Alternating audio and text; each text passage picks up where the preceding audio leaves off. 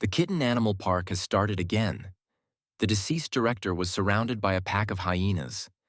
The weather was extremely hot, yet the Grassland General Hospital did not provide any high-temperature subsidies. Even worse, the deceased director had started delaying the hyenas' salaries. He believed that given the tense situation at the hospital, everyone should make sacrifices. He insisted that enduring this difficult time was the most important thing and hoped that everyone could remain calm. Just yesterday, the animal park held a general meeting and everyone was willing to cooperate with the hospital's directives. Many had worked at this hospital for decades, watching it grow step by step.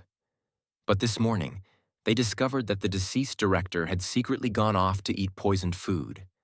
This was the last straw.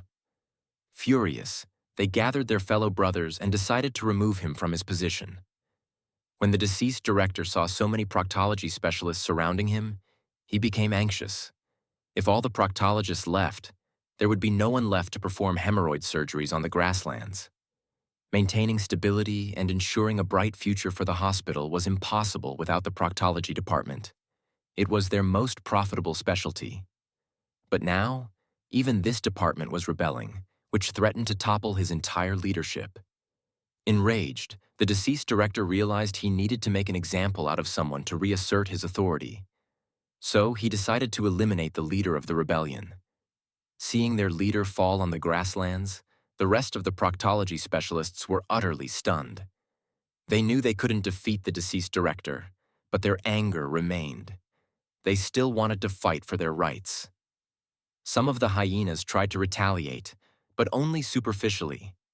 Once the deceased director noticed their resistance, he immediately launched a fierce counterattack.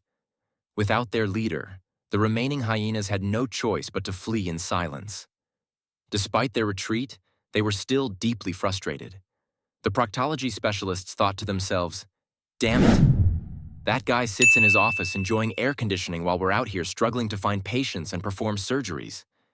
We endure the stench, we get scolded by patients' families, and yet we are treated like this? The gap between our lives is just too big."